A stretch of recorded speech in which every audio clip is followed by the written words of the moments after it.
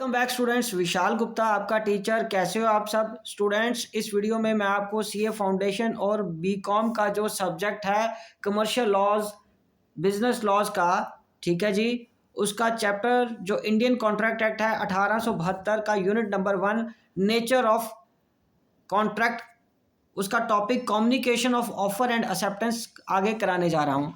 तो guys start करते हैं इस टॉपिक को। One common requirement of both offer and acceptance is there effective communication. एक बहुत ही कॉमन रिक्वायरमेंट है ऑफर और एक्सेप्टेंस की कि उनमें एक इफेक्टिव कम्युनिकेशन होनी चाहिए। Effective and proper communication prevent avoidable revocation and misunderstanding between the parties.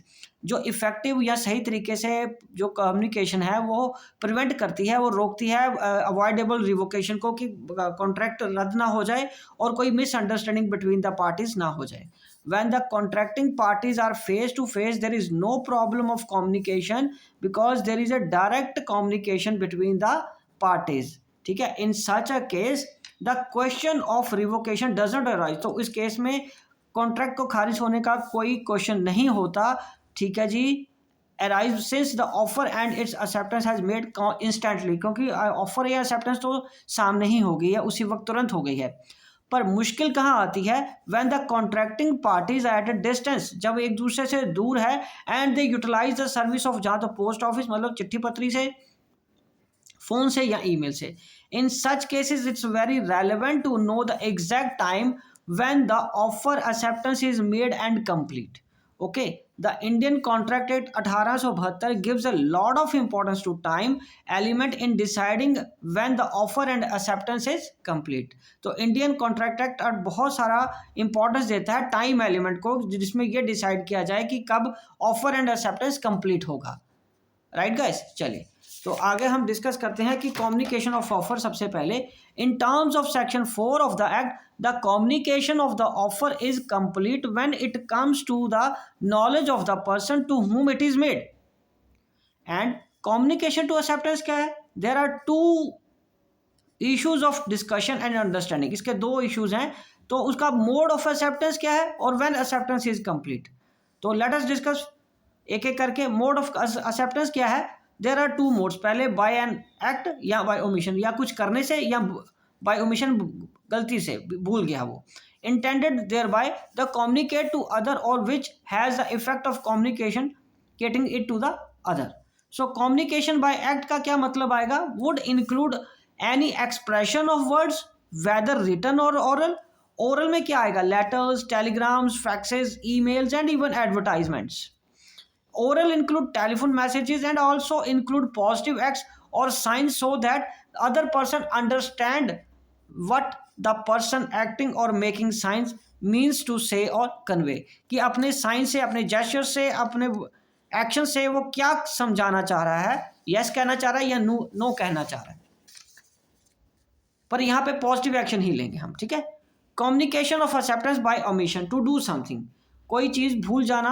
Such omission is conveyed by the conduct or by forbearance of the part of one person to convey the willingness of or assent. वो अपनी accent देना ही भूल गया है, ठीक है, अपनी इच्छा की या अपनी एसेंट देना भूल गया है। However silence wouldn't be treated as communication to omission. हाँ, उसका चुप रहना कम्युनिकेशन नहीं माना जाएगा, ठीक है। For instance delivery of good at A price by a seller is willing to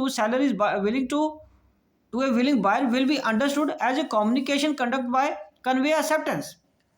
Similarly, one need not explain why one boards a public bus or drop a coin in a weighing machine. The first act is a conduct of acceptance। पहला तो conduct of acceptance है against its communication to the offer by the public transport authority to carry any passenger, ठीक है।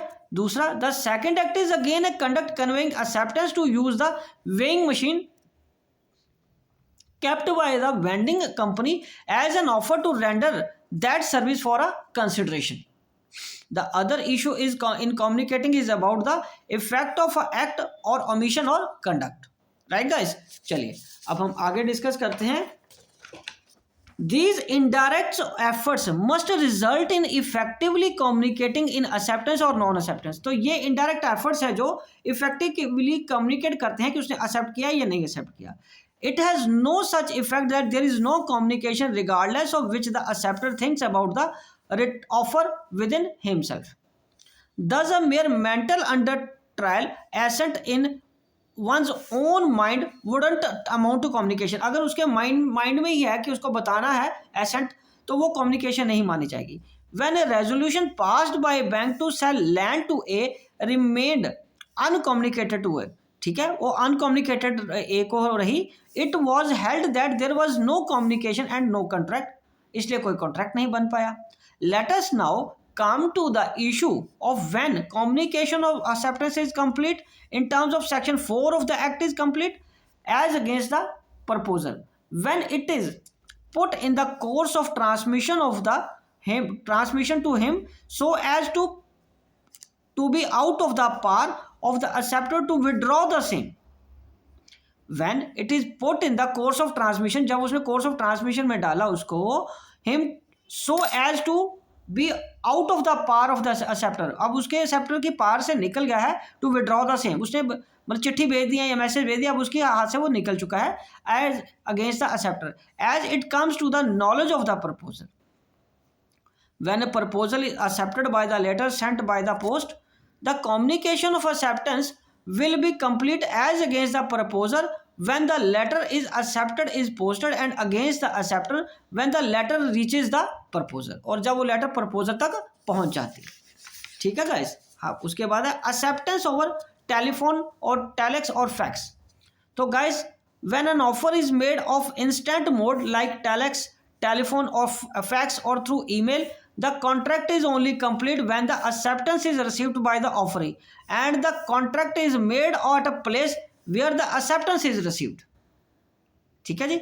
However, in case of call drops or disturbances in the line, there may not be a valid contract. उस वक्त कोई valid contract नहीं होगा. Communication of special conditions. Sometimes there are situations when there are contracts with special conditions. These special conditions are conveyed tactics and the acceptance of these conditions are also conveyed by the offeree again tactics or without him even realizing it.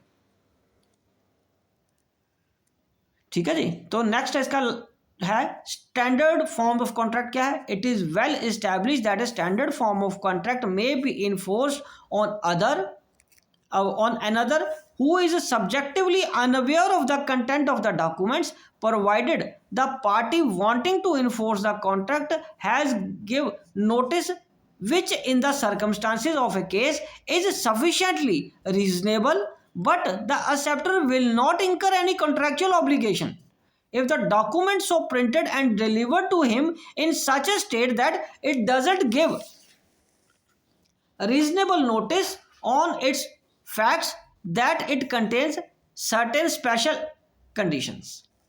ठीक है जी. तो guys ये था यहाँ तक का topic. ठीक है जी. नेक्स्ट वीडियो में हम इस चैप्टर को कंप्लीट कर देंगे और वो टॉपिक 2 बचे हैं वो मैं अगली वीडियो में इकट्ठा ही करवा दूंगा. Communication of performance and revocation of offer and acceptance. तो ये दोनों टॉपिक हम नेक्स्ट वीडियो में कंप्लीट करके ये नेचर ऑफ द कॉन्ट्रैक्ट का जो यूनिट हमारा चल रहा है ये कंप्लीट हो जाएगा. Right guys. तो इसी के साथ ये वीडियो मैं कंक्लूड करता हूँ. ओके जी, गुड लक.